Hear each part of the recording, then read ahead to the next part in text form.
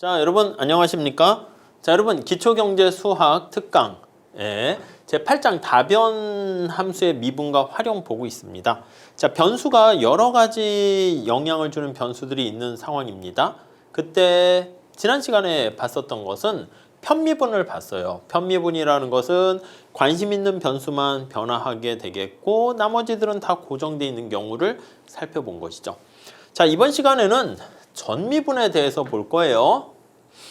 전미분은 거기 관련된 변수가 여러 개 있어요.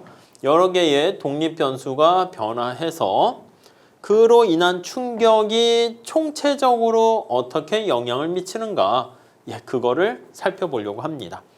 자, 그래서 미분 가능한 함수가 이렇게 있다라고 합시다. 독립 변수가 한 개일 때는 그냥 그대로 보시면 돼요. 자, 그래서 요걸 다시 한번 쓰면 같은 말이죠, 같은 말. 그래서 요 y가 변화하는 약간 델타 y입니다. 어떻게 됩니까? 얘를 이쪽으로 곱해줄 수 있어. 이렇게. 그래서 이 앞에 나와 있는 거는 사실 우리가 여기 설명이 있듯이 x가 한 개 변화시킬 때 나타내는 y의 변화량을 나타냅니다. 지금 변수가 이거는 변수가 x 하나밖에 없잖아요. 근데 이거는 실제로 x가 몇 개 변했니? 이렇게 나타내는 거예요.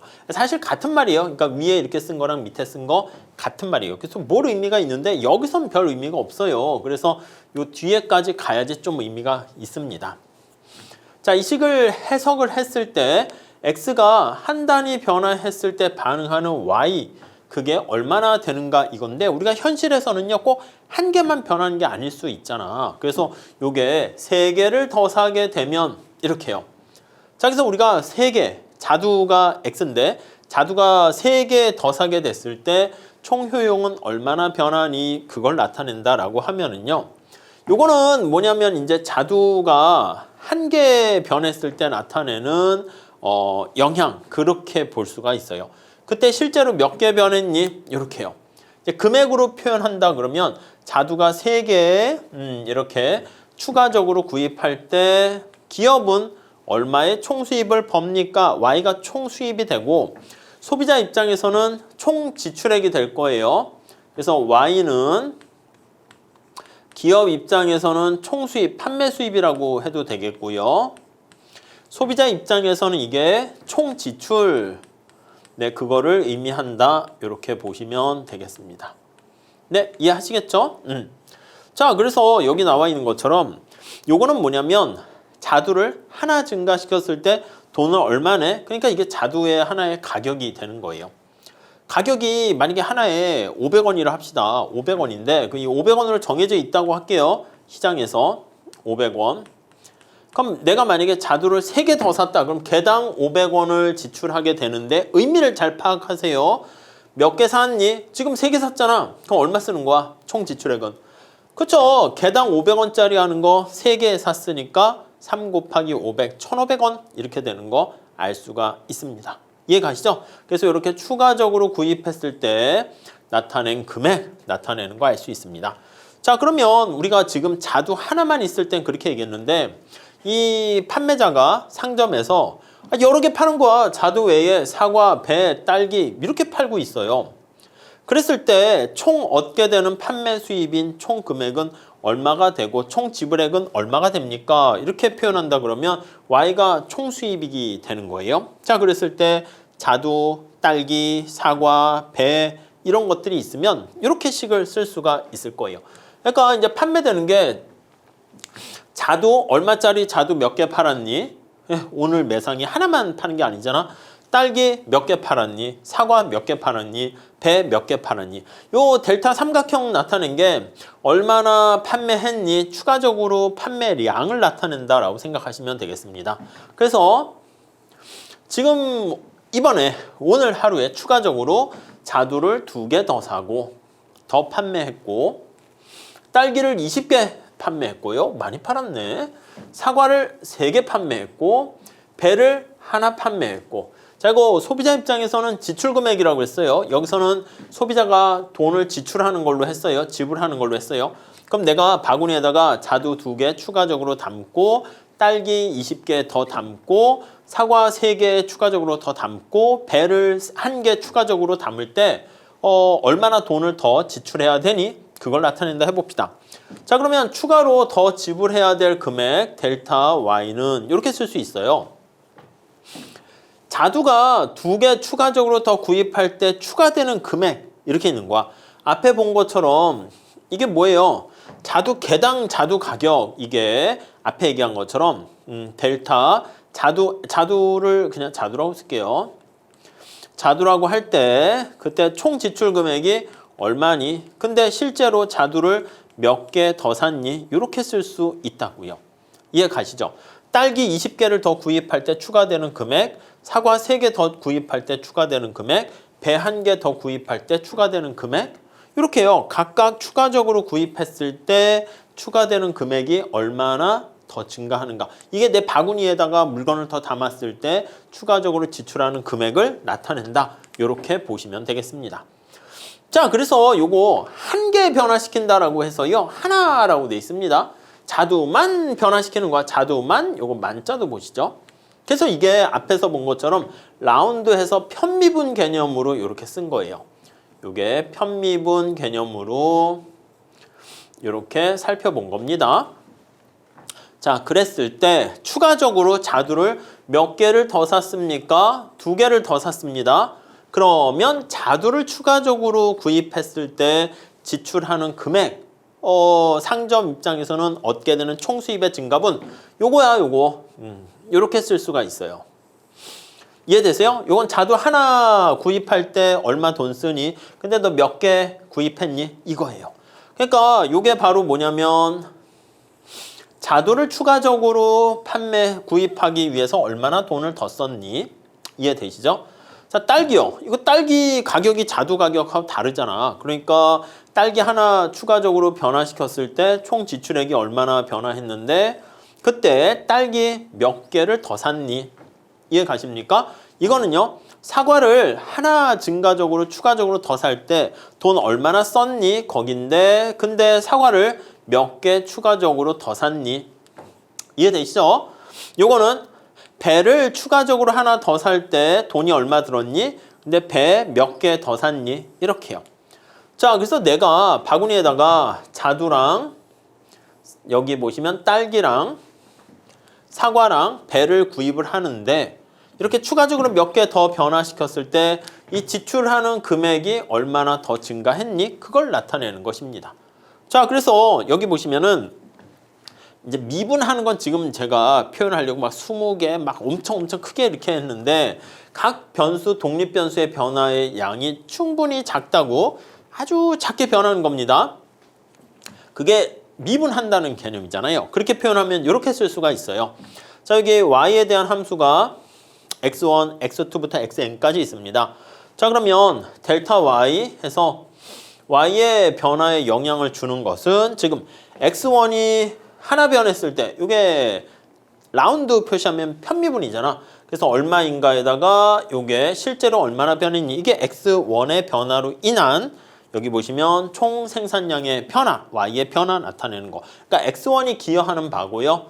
요거는 x2가 기여하는 바고 요거는 xn이 기여하는 바다라고 보시면 되겠습니다. 이해 가시죠? 그래서 요걸로 기억하시면 좋겠고 요건 일반화된 그냥 수리적인 거니까 수리적인 것도 좋지만 이거 우리가 왜 하나 이거를 모르게 되면은 그냥 좀 슬퍼요. 경작을 공부하는데 막 미분을 하고 있어. 내가 왜 미분을 하고 있지? 이렇게 되면 나중에 약간 이게 멘붕 상태가 됩니다. 그러니까 좀 이해를 하면서 아 요렇게 쓰이는 거구나 보시면서 들어가셔야 돼요. 자, 생산함수에도 비슷하게 얘기를 할 수 있어요. 어떤 한 기업이 노동과 자본을 투입해 가지고요. L과 K를 투입해서 Q를 만듭니다. 이러한 생산함수를 우리가 생각할 수 있어요. 자, 현재 노동 100단위와 자본 64단위를 투입하고 있는데 이 기업이 노동을 4개 추가적으로 더 증가시켰고요. 추가적으로 이걸 잘 보셔야 돼. 자본을 9단위 추가적으로 증가시켰습니다. 그때 생산량은 얼마나 더 증가하겠는가? 이걸 나타내는 거야. 자, 그러면 여기 보시면 생산량이 추가적으로 얼마나 증가했니? 요게 미분 얘기입니다. 얼마나 증가했니? 네, 이해 가시죠? 자, 노동이 변화해서 생산량이 변화하는 거야. 생산함수 이렇게 쓸게요. 이렇게 해서 L, K 이렇게 합시다. 자, 만약에 노동을 추가적으로 증가시켰어. 노동을 추가적으로 증가해서 얘가 얼마나 증가했니? 이렇게. 그러면 노동을 한 개 변화시켰을 때 생산량 증가하는 거 한 개를 라운드라니까 라운드 L이 변화했을 때 Q가 어떻게 되니? 근데 실제로 노동이 얼마나 증가했니? 이건 노동의 변화로 인해서 Q가 이건 지금 증가한 건데 감소할 수도 있어요. 아무튼 노동이 변화해서 Q에 영향 미치는 그 효과를 이렇게 쓸 수 있고요. 자, 천천히 잘 보세요. 자본이 변화했어. 자본이 뭐 증가했다 할게요. 변화해서 Q에도 영향을 미칠 텐데 그랬을 때 얼마나 영향 미치니? 이거는 역시 자본이 한 단위 변화했을 때 Q가 얼마나 영향 미치니? 근데 실제로 K가 얼마나 영향 미치니? 이렇게 볼 수가 있어요. 이해 가시죠? 자, 그래서 여기 나와 있는 Q가 얼마나 증가했니? 이렇게 되면은 이렇게 되는 거를 이제 본다라고 하면은 이렇게 쓸 수 있네. 요거는 노동의 증가로 인한 크기, 요거는 자본의 증가로 인한 크기 이렇게 쓸 수가 있겠고요. 자, 요거는 앞에 라운드 L분의 라운드 Q는 노동에 대한 한계 생산인 거 아니겠습니까? 다시 쓰면 노동에 대한 한계 생산이라고 할 거고요. 델타 L 이렇게요. 다음 이거 라운드 K분의 라운드 Q 하면 이거는 자본에 대한 한계 생산이야. 그래서 델타 K 이렇게 됩니다. 이해 가시죠? 자, 그래서 우리가 이걸 직접 계산을 해봤어. 노동에 대한 한계 생산 이렇게 보면 MPL 하니까 L로 미분하는 거야. L로 미분하면 2분의 1이 내려가서 여기 보시면 6분의 1 이렇게 쓴 거 알 수가 있고요. 근데 여기 보시면 앞에서 노동을 4단위 추가적으로 증가시켰다고 그랬어요. 자본을 몇 개 더 증가시켰어요. 9단위 추가적으로 더 증가시켰다고 그랬어요. 그러니까 한계 생산이라는 것은 한 개 추가적으로 증가시켰을 텐데 노동을 4개 추가적으로 증가시키니까 얘가 4 이렇게 되는 거야. 요거는 노동에 대한 한계 생산 계산하고 이렇게 된 거죠. 자본의 여기 4가 요거야. 요거는 자본에 대한 한계 생산이잖아. 이거는 자본을 한 단위 변화시켰을 텐데 그때 K는 얼마나 변합니까? 이렇게 되면은 이거는 9 이렇게 되는 거예요. 그러니까 9 이렇게 돼 있고 자본에 대한 한계 생산 이렇게 돼 있습니다. 이걸 정리하시게 되면 그게 전체 노동과 자본이 동시에 변화했을 때 Q에 미치는 양을 나타내게 돼요. 우리 어떤 현실에서 미치는 여러 가지 영향들이 요인이 많이 있을 거예요. 만약에 우리나라 경제가 지금 안 좋아. 경기 침체가 발생했어. 그러면 여러 가지 요인들이 있겠죠.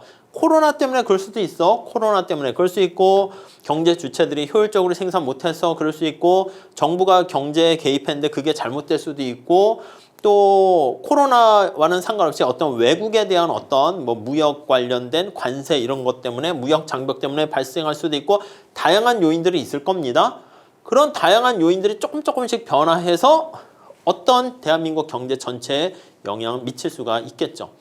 어떤 축구 생각해 봅시다. 축구 결과가 야구 결과가 게임의 결과가 좋지 않았어. 그럼 성과에 영향 미치는 게 뭐 여러 가지가 있겠죠. 선수들의 영향이 있을 것이고 선수 중에서도 타자들이 잘 못할 수 있고 투수가 잘 못할 수 있고 수비 실책이 있을 수 있고 감독의 어떤 뭐 선발 기용이라든가 선수 교체라든가 그런 게 영향 미칠 수 있고 또 상대방이 또 얼마나 잘하는가 영향을 미칠 수 있고 날씨도 영향 미칠 수 있고 이 모든 요인들을 다 한꺼번에 고려해서 축구 경기의 결과 성과에 영향을 미칠 거예요. 이 모든 것들을 다 아우르고 분석한다라는 게 바로 전미분이다라고 생각을 하시면 되겠습니다. 아시겠죠? 네, 그렇게 정리하시면 되겠습니다.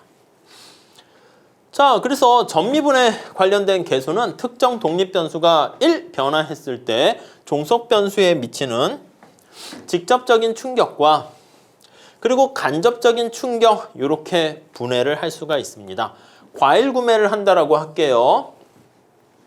자, 그러면 손님 맞을 준비를 하는 구매자가 과일을 얼마만큼 구입할까 고민을 하고 있습니다. 손님 접대에 필요한 과일의 추정량은 한정돼 있습니다. 그래서 만약에 뭐 돈도 제한돼 있고 이렇게 무수히 많이 다다익선으로 많이 있으면 좋겠지만 현실에서는 그럴 수 없잖아요. 그렇기 때문에 여기 보시면 이 구매자가 사과를 하나 더 사게 되면 배나 딸기는 좀 줄여도 돼. 왜냐면 손님이 와서 접대용으로 했는데 사과를 더 사면 뭐 딸기나 배 같은 건 좀 줄여도 되잖아. 근데 이제 어떻게 어느 정도로 담았을 때가 구입을 했을 때가 가장 손님들이 좋아할까 그걸 고민하면서 고민을 해야죠. 이때 사과를 하나 더 살 때 추가적으로 지출 금액이 얼마나 발생하는가 이걸 생각하는 거야. 자, 우선 여기 나와 있는 직접적인 충격은 뭐냐면 아니 사과를 구입하게 되면은 직접적으로 사과의 가격에다가 구입한 개수만큼 직접적으로 지출액이 소비액이 금액이 더 나가게 됩니다. 그리고 또 하나 뭐냐면 간접 충격은 사과를 더 사게 되니까 딸기를 줄여도 되잖아. 무슨 말씀인지 아시겠죠? 사과를 샀으니까 더. 그럼 사과가 증가 시 딸기의 소비량이 감소하게 되고요. 네, 이해되시죠? 그래서 딸기로 이제 사과로 미분하는 거야. 그럼 딸기의 소비량이 감소하니까 지출액은 좀 줄어들게 돼요. 그러니까 사과를 더 사게 되면 사과의 지출 금액은 증가하지만 딸기나 다른 거에 대한 소비량이 가만히 있으면 지출 금액 자체가 증가하는데 사과를 더 사니까 딸기를 덜 사도 돼. 그러면 딸기를 덜 사면서 덜 사게 되니까 지출 금액은 좀 줄어들 수 있을 거예요. 그래서 총 전체적인 지출 금액은 이렇게 사과를 직접적으로 더 많이 사서 발생하는 게 있고 약간 연쇄 법칙입니다. 딸기나 아니면 배나 앞에서 나와 있던 자두나 이런 것들을 덜 사게 될 수 있기 때문에 그래서 지출액 감소에 또 충격을 미칠 수가 있습니다. 이 모든 것들을 우리가 식으로 표현을 하면 이렇게 쓸 수 있어요. 자, 여기 X1이야. X1이 사과야. 사과를 하나 더 살 때 발생하는 금액은 어떻게 됩니까? 라고 하면은요.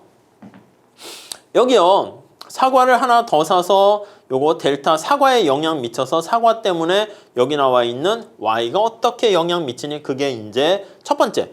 요게 바로 이제 직접 영향을 미치는 경로 이렇게 볼 거예요. 왜냐면 얘와 얘는 지워지게 되잖아요.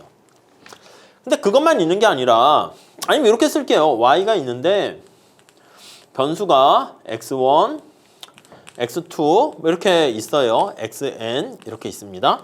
자, 그러면 여기서 얘기하는 게 x1을 변화시키면 x1에 의해서 이 경작에서 많이 할 거예요. 이렇게 직접적으로 y가 얼마나 영향을 미치는가. 이게 직접적인 경로예요. 직접적인 충격 1차적인 경로 이게 있을 수 있고요.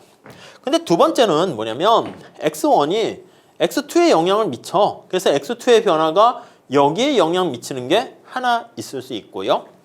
물론 마찬가지로 x1이 xn에 영향을 미쳐요. 그래서 여기에 영향을 미치는 경로 또 있을 수 있을 거야. 그래서 x1 자기 자신 이외에 다른 게 영향 미치는 거. 그게 여기 들어간 거야. 여기. 식 이해가 되십니까? 천천히 보시면 x1이 변해서 x2에 영향을 미치고 x2의 변화로 인해서 y에 영향 미치는 거. 아니면 x1이 x3에 영향 미쳐서 x3가 변해서 y에 영향 미치는 거. 이게요. 간접적으로 영향을 미치는 효과 이렇게 돼 있습니다. 만약에 x1이 변했는데 x2나 x3가 영향을 안 받으면 이 뒷부분이 0이 되잖아요. 그럼 이게 싹 없어져서 이걸로 끝. 독립적인 경우에. 근데 지금 말씀드린 것처럼 x1이 변했을 때 사과를 하나 더 담았을 때 바나나나 딸기나 자두가 만약에 소비량이 줄어들었다 이렇게 되면 여기 부분이 0이 아니겠죠? 여기가 0이 아니겠죠? 그럼 이렇게 간접적인 효과까지 고려를 해야 됩니다. 우리 보통 이제 경제 원론이나 미시 들어가면 얘기가 좀 복잡해지니까 x1과 x2는 관련이 없어요 하게 되면 이게 이제 빵 해서 그런 경우를 이제 많이 하게 되고요. 만약에 이런 거 나중에 볼 거야. 어떤 Q에 대한 소비량이 있는데 거기 X의 가격과 Y의 가격과 이런 것들이 영향을 미친단 말이야. X에 대한 수요량이 있을 때. 그랬을 때 X의 가격이 영향 미칠 때 직접 미치는 걸 대체 효과, 간접적인 효과, 뭐 소득 효과, 간접 효과 이렇게 쪼개서 분해하는 것도 나중에 보실 거예요. 그런 것도 다 요거랑 같은 논리다라고 보시면 되겠습니다. 그래서 여기 보시면 x1이 변했을 때 다른 독립 변수 영향 미치는 요거야 요거. 여기에 나와 있는 요것들이 영향 미치는 거는 x1이 1만큼 움직일 때 다른 독립 변수들이 얼마나 변동을 하게 됩니까? 그 크기들을 나타내게 되는 것인데 이게 0이 아니다 그러면 이렇게 간접적인 경로까지 우리가 살펴볼 수가 있게 됩니다. 자, 그걸 우리가 연쇄 법칙으로 이렇게 설명을 할 수가 있게 된다는 것이죠. 아시겠죠? 요거 잘 봐주시고. 자, 그래서 함수가 이렇게 n개까지 하면 정신이 없잖아. 그래서 x1과 x2까지만 얘기를 하고요. 자, 이렇게 됐어. y가 변함 없을 때 뒤에 나와 있는 요거 y의 전체 값이 변화가 없을 때 x1이 변했을 때 x2가 얼마나 변화하는가. 그래서 x1이 x2에 각각 종속 변수에 얼마나 영향을 미치는가. 그거를 살펴봅니다. 그래서 x1이 x2에 비해 종속 변수 y의 충격을 얼마나 더 크게 영향을 주는가를 나타내는 비율, 이렇게 할 수가 있어요. 우리 나중에 요 효용함수를 이렇게 표현합니다. 이게 뭐냐면 효용을 일정하게 유지합니다. 이게 등량곡선 아니면 여기서는 이제 등효용곡선 이래야 돼요. 생산함수에선 등량곡선이고요. 무차별곡선이라고 표현합니다. 무차별곡선상에서 x의 소비량이 변했을 때 y의 소비량이 얼마나 영향을 미치는가, 이걸 나타내는 거. 이게 효용이 똑같죠. 그래서 등, 효용, 곡선 해가지고 이름을 붙이게 돼요. 그래서 등효용 곡선 또는 무차별 곡선이라 합니다. 무차별 곡선상에서 x가 변화했을 때 y가 얼마나 변화합니까? 그렇게 나타나게 되는 것을 보게 될 거예요. 그래서 이게 무차별 곡선이 뭐냐면 x가 있고 y가 있을 때 이렇게 등효용 곡선이 있어요. 이게 효용함수 얼마 있는데, 효용이 여기 보시면은 요거는 우리 미시경제학이나 경제 원론 때 할 거예요. A점에서 B점으로 갔어요. A에서 B로 갔는데 이게 동일한 무차별 곡선 상에 있으니까 효용의 증가 크기는 빵! 이렇게 되는 거예요. 자, 그랬을 때 효용의 증가 크기는 빵인데 그때 X가 이만큼 증가했어요. Y는 이만큼 감소했습니다. 변화했습니다. 그때 여기 델타 X분의 델타 Y 단 효용이 제로일 때 마이너스 3이다 하면 이게 기울기가 마이너스 3 이렇게 된다는 거예요. 이게 바로 뭐냐면 무차별 곡선의 접선의 기울기를 나타내게 됩니다. 자, 그래서 여기 나와 있는 것처럼 효용함수를 가지고 설명을 하게 되는데 자두의 소비량, X의 소비량이 변했을 때 Y 소비량의 효용을 나타내는 거, 요거요. 여기 보시면 요거 다시 한번 쓰게 되면, 자, 여기 델타로 쓸게요. 델타 X분의 델타 Y라고 합니다. 효용 U가 일정하게 고정되어 있는 상태야. 효용이 전혀 변하지 않는 상태입니다. 그러면 얘가 어떻게 쓸 수 있습니까 하면은요, 요게 바로 무차별 곡선 도출할 때 쓸 건데, 얘가 분모는 여기다 쓸게요. 좀 진한 색깔로 할게요. 델타 X분의 델타 효용 분의 그 다음에 델타 Y분의 델타 효용, 이렇게 되는 거야. 이걸 다시 쓰면 얘가 무엇을 뜻합니까 하면요, 얘가 YZ에 대한 한계 효용 이렇게 되고요.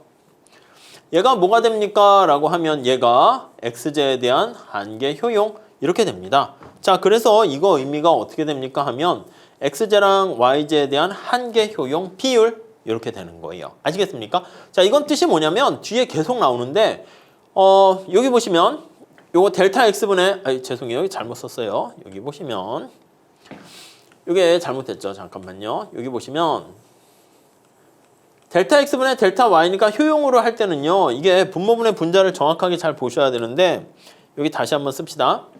이렇게 있잖아요. 이렇게 있으면 이거 다시 한번 써볼게요.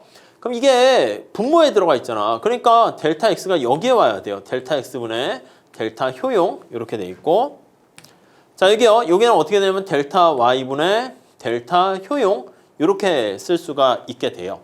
이렇게 쓸 수 있기 때문에 여기 보시면 이거 다시 한번 정리를 한번 해볼게요. 자, 그러면 얘가 어떻게 됩니까? 얘가 한계 효용이야. 한계 효용 X. 자, 이거 색깔 맞춰 할게요. 얘는 한계 효용 Y 이렇게 돼요. 그래서 이거를 다른 말로 다시 쓰게 되면 어떻게 표현을 할 수 있습니까? 라고 하면 YZ에 대한 한계 효용 대비 XZ에 대한 한계 효용 비율 이렇게 나타내는 거야. 그러니까 이거는 XZ를 YZ에 비해서 얼마나 소중하게 생각하는가 그 뜻입니다. 자, 다시 이거는 전미분이라는 기술적인 내용을 설명하기보다는 우리가 미시경제학 들어가시게 되면 무차별 곡선을 배우고요. 등효용 곡선을 배우고 각각의 동일한 무차별 곡선 상에서는 효용이 똑같다라는 것을 배우게 될 거예요. 그래서 효용의 증가는 효용이 똑같기 때문에 델타 U는 제로 빵 이렇게 됩니다. 그때 델타 X분의 델타 Y가 뭡니까? 그러면 이게 무차별 곡선의 접선의 기울기. 지금 X를 크게 그려서 그런 건데 X를 눈곱만큼 그리면 접선의 기울기가 돼요. 그게 바로 한계 대체율이라는 걸 보게 될 거예요. 그래서 그 개념을 설명하기 위해서 보는 거예요. 효용함수가 이렇게 있을 때 효용의 변화 크기 델타 U는 어떻게 됩니까? 라고 하면요. 얘가 지금 말씀드린 것처럼 X가 변해서 효용에 영향을 미칠 수가 있겠죠. 그래서 X가 변해서 효용에 영향을 미치는 경우를 이렇게 쓴 거야. 앞에 라운드 한 거는 X가 한 개 변했을 때 효용이 얼마나 증가합니까? 그걸 나타내게 된 것이고요. 그 다음에 Y가 변해서 효용에 영향을 미치는 것을 볼 수가 있습니다. 그러면 이게 바로 Y가 변해서 효용에 미치는 영향을 나타낸 거예요. 근데 동일한 무차별 곡선상에서 나타나는 것은요. 효용이 일정하니까 델타 U가 제로가 되도록 되는 경우를 나타내요. 이거는 무차별 곡선의 얘기니까 경제학 얘기예요. 그래서 야, 뭐 정신이 없다 하시는 분들은 경제학 때 다시 보게 될 겁니다. 자, 그래서 전미분 공식에 의해서 얘가 제로가 되는 델타 X분의 델타 Y 요거를 구한다 그러면 요걸 제로로 놓게 되는 거야. 그래서 여기 나와 있는 요 식을 정리를 합니다. 그러면 델타 X분의 델타 Y 하니까 이걸 정리하면 이렇게 쓸 수 있고요. 요게 바로 뭐다? 요게 앞에서 본 것처럼 XJ에 대한 한계 효용. 그리고 요게 YJ에 대한 한계 효용. 자두 하나의 효용이니까 XJ 자두 하나의 한계 효용이고요. YJ 앵두 하나의 한계 효용의 비율이다. 이렇게 생각하시면 돼요. 이거 의미가 바로 뭐냐면 자두가 X가 Y보다 효용에 영향을 얼마나 더 영향을 주는가. 즉 X를 얼마나 소중히 생각하는가 이걸 뜻해요. 이건 나중에 경장에서 할 겁니다. XJ를 이거 우리가 뭐라고 하냐면 MRS라고 해요. 한계 대체율이라 합니다. 그래서 요거는 경장에서 할 거니까 여러분들이 그냥 들어만 봐주세요.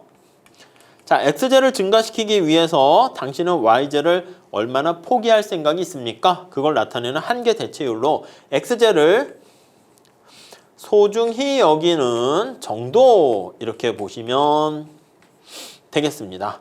아시겠습니까? 네, 그렇게 봐주시죠. 그래서 여기 보시면 X가 Y보다 효용에 얼마나 영향을 더 미치는가 그것을 나타낸다라고 보시면 되겠어요. 자, 그 정도 정리를 해주시면 되겠고요. 자, 이게 바로 뭐냐면 X1, X2, XY로 해도 되지만 X1, X2에서 Y가 일정한 상황에서의 접선의 기울기예요. 이거는 이 내용으로는 와닿지 않습니다. 그래서 우리가 앞에서 얘기했던 한계 대체율, 무차별 곡선 그걸 보면 더 쉬워요. 이거 무차별 곡선이라 할 거야. 아셨죠? 자, 다시요. 나중에 X랑 Y라고 해서요. 이렇게 효용함수 이렇게 얘기할 거예요. 예, 이거 나중에 경제 이론 거기서 얘기할 겁니다. 동일한 효용을 주는 상황에서 이 무차별곡선의 접선의 기울기 나타내는 게 한계 대체율이다. 이렇게 할 거예요. 그게 바로 접선의 기울기다. 이렇게 할 거예요. 그러니까 살짝 넘어가세요. 아셨죠? MRS, X, Y다. 이렇게 보시면 되겠습니다. 자, 그 정도 하고 넘어가도록 하겠습니다. 자, 전미분에 대한 이제 몇 가지 해석을 할 때요. 여기 나와 있는 것처럼 얼마나 이동을 하는가 그걸 나타내고 반대되는 건데 이걸 한번 읽어보시면 될 것 같고요. 자, 그래서 X로 인해서 변화된 Y의 크기와 또 Z로 인해서 변화된 Y의 크기랑 이걸 살펴보는 거야. 자, 다시 보시면 Y가 있는데 함수가 X랑 여기 보시면 Z가 이렇게 있습니다. 앞에 했던 거 똑같습니다. X가 변화해가지고 Y에 어떤 영향을 미치니 그게 이거라니까 이거. 요거 X가 한 단위 변했을 때 나타내는 거고 그리고 X가 몇 개 변했니? 2개, 3개, 4개 이렇게 변할 수 있겠죠. 자, 마찬가지입니다. 여기에도 보시면 Z가 변해서 여기 Y에 어떤 영향을 미치니 할 건데 요거는 이거예요. 요 앞에 라운드 표시한 건 Z가 한 개 변했을 때 Y에 어떤 영향을 미치니 근데 Z가 몇 개 변했니? 이렇게 되는 것입니다. 자, 그래서 우리가 요거와 요거로 나타내는 거 보시면 되겠고 역시 이렇게 나타내서 Y가 일정하다는 가정하에서 고정돼 있다는 가정하에서 X가 변할 때 Z가 얼마나 변하니 이것도 요거 자체로 하지 마세요. 이거 막 이해하려 하지 마시고 우리 미시경제 가면 무차별 곡선, 등량 곡선 그걸 볼 텐데 그걸로 이해하시는 게 더 편해요. 단지 그때 이런 걸 보시게 되면 그 전미분 파트에서 전부 다 변할 때 거기서 나온 거구나 라는 걸로 보시면 되겠어요. 아셨죠? 그러니까 여기서 막 허공에 그냥 막 숫자 가지고 x가 변할 때 y가 변할 때 이렇게 하면은 내가 이거 왜 하지? 이렇게 된다고요. 그러면 수리적인 측면으로 접근하는 경제학이 더 편해지고 가까워지기보다는 이거 내가 이거 일상생활에서 우리가 경제학하는데 필요한가? 이런 느낌이 드니까 수학을 위한 수학을 하지 마시고 경제학을 위한 수학을 해야 돼요. 그래서 요거는 아무튼 이렇게 흘러가는데 이게 바로 미시경제학에서 무차별 곡선, 등량 곡선에서의 접선의 기울기, 한계 대체율 그거 할 때 할 거예요. 이것도 마찬가지야. 이렇게 허공으로 하지 마시고 효용함수 해가지고 x제랑 y제 이렇게 하거나 생산함수 해가지고 노동과 자본으로 해서 우리가 얘기할 거예요. 이거 자체로는 넘어가시죠. 아셨죠? 자, 그렇게 보시면 되겠고요. 이것도 마찬가지야. 이게 효용함수라니까 델타 U가 일정한, 효용이 일정한 그걸 나타냅니다. 수식을 이용해서 표현하세요. 그러면 사과는 배보다 2배 효용이 높다는 사과의 한계 효용이 배의 한계 효용보다 2배 크다는 거니까 사과의 한계 효용이 배의 한계 효용보다 y가 지금 배야. 아시겠죠? 자, 그러면 아니면 직접 저기 y가 있으니까 x가 사과고 y가 배라고 합시다. 요거예요. 요걸 다시 써요. 우리가 앞에서 본 것처럼 요거 사과 이렇게 뒤로 할까요? 라운드로 쓸게요. 자, 그래서 라운드 사과가 한 단위 변화했을 때 여기 나와 있는 것처럼 효용이 얼마 되니? 이건 이제 사과만 변하는 거야. 라운드 배가 변했을 때 효용이 얼마가 되니? 이걸 나타내는 겁니다. 자, 그렇게 되면 얘와 얘 지워진다니까. 그리고 보통 이제 절대값을 씌워서 표현을 합니다. 그래서 요거 이제 감소하기 때문에 그런 건데 우선은 살짝 빼주시고요. 이렇게 표현되는 거죠. 그래서 요걸 정리하면 라운드 x분의 라운드 y 요거의 비율이다 라고 보시면 돼요. 그래서 동일한 효용을 유지할 때 이게 x가 증가하면 y는 감소해서 앞에 마이너스가 붙게 돼서 자꾸 마이너스가 나와서 마이너스를 붙여서 또는 절대값을 씌워서 우리가 표현을 해요. 이것도 마찬가지입니다. 노동의 생산성은 자본의 한계 생산보다 3분의 1밖에 안 된다. 이것도 역시 마찬가지야. 여기서는 도대체 이게 뭐 하는 거야? 어려울 수 있어요. 이거는 미시경제학 얘기를 살짝 보면 당연하게 돼. 어렵지 않습니다. MRTS라고 할 거야. 넘어가시죠. 잠시. 그래서 이것도 노동에 대한 한계 생산과 자본에 대한 한계 생산의 비율, 생산량이 일정할 때 이거 보셔야 돼요. 이거 나중에 힘들어 하시는데 이거는 MRS예요. 이게 전부 다 사실은 XY, 전부 다 사실은 여기 미분에서 전미분 개념과 관련이 있다. 이렇게 보시면 되겠습니다. 네, 그거는 경제학과 버무려서 보시는 게 더 편해서 그렇게 하는 거예요. 여기도 마찬가지야. 이 기업은 동일한 생산량을 유지하기 위해서 Q가 일정한과 델타 Q가 일정한 가운데서 노동을 한 단위 변화시킬 때 K가 얼마가 됩니까? 이거를 여기다 표현을 하게 되는 거예요. 아시겠죠? 그래서 노동을 하나 늘릴 때 자본을 몇 단위 줄여야 됩니까? 요걸 나타내는 것이고 이게 역시 뭐냐면 MR, TS, LK다 이렇게 정리를 하시면 되겠습니다. 아셨죠? 그래서 이것도 약간 생산함수 파트에서 등량 곡선을 공부하시게 되면 쉽게 여러분들이 커버하실 수 있을 거예요. 자, 그렇게 정리하시면 되겠습니다. 자, 이것도 마찬가지입니다. 영수의 효용함수 U는 구체적으로 다음과 같다. 사이다 X는 주수보다 얼마나 효용이 높은지를 식으로 유도하세요. 사이다 X에 대한 한계 효용을 나타내는 게 MUX고요. 주수에 대한 한계 효용을 나타내는 게 MUY가 됩니다. 그래서 이거는 이제 아이디어만 말씀드리면 야, 너는 말이야 XJ인 사이다를 한 단위 증가시키기 위해서 너 주수 얼마나 포기할 생각 있어? 동일한 효용을 유지한다는 가정하에서 이렇게요. 그럼 이걸 다시 한번 표시를 하게 되면 앞에서 얘기한 것처럼 MUX랑 MUY의 비율로 나타낼 수가 있어요. 결국 이걸 다시 쓰면 X에 대한 한계 효용은 뭐냐면 Y는 고정돼 있다는 가정하에서 한계니까 라운드예요. X만 변화시킵니다. 0.7 내려가고요. 앞에 0.2가 있으니까 지저분하죠. 0.2가 있어요. X에 마이너스 0.3, Y에 0.3 이렇게 되는 것이고요. 자, 그 다음에 Y로 미분합니다. 편미분하는 거예요. 0.3이 내려가죠. 0.3 내려가고 0.2. 근데 지저분한데 0.2, 0.2는 지워집니다. x는 0.7, y는 여기다가 하나 빼줘요. 마이너스 0.7이야. 마이너스 0.7 이렇게 돼요. 자, 그래서 이거 정리하시면 돼. 얘와 얘는 지워지고 얘는 3분의 7 이렇게 되겠죠? 그 다음 여기 보시면 x의 마이너스 0.3이 밑으로 가게 되면 0.7과 만나요. 그래서 분모는 x. 분자는 마이너스 0.7이 위로 올라가면 0.3과 만나요. 그래서 0.7과 0.3을 더하면 y 이렇게 됩니다. 그래서 이런 식으로 유도를 할 수가 있어요. 이게 바로 뭐다? 한계 대체율을 얘기해요. 그래서 경제학적인 내용이 좀 밑에 있어야 되겠다라고 보시면 되겠습니다. 아셨죠? 네, 그렇게 정리를 하시면 되겠습니다. 이것도 마찬가지입니다. 이게 MRS고요. MRS에 대한 개념 우리가 수식을 이용해서 표현하는 거예요. 그리고 마찬가지로 요거는 노동 생산성은 자본 생산성의 3분의 1밖에 안 된다. 그럼 노동의 한계 생산, 자본의 한계 생산, K가 캐피탈 자본입니다. L이 레이버 노동이고요. 그게 3분의 1밖에 안 된다. 이거고요. 이게 MRTS 경작적인 얘기입니다. LK 이렇게 나타내는 거예요. 위에는 한계 효용 MRS 우리가 봤었고요. 그래서 이렇게 경제학에 우리가 많이 사용되니까 지금 살펴본 이런 전미분에 대한 내용이 쓸데없는 건 아닙니다. 근데 뭐 크게 우리가 많이 쓰지는 않고 그냥 MRTS 구해라 하면 이렇게 각각에 대한 한계 생산, 한계 효용의 비율로 나타낸다. 그렇게 정리를 하시면 되겠습니다.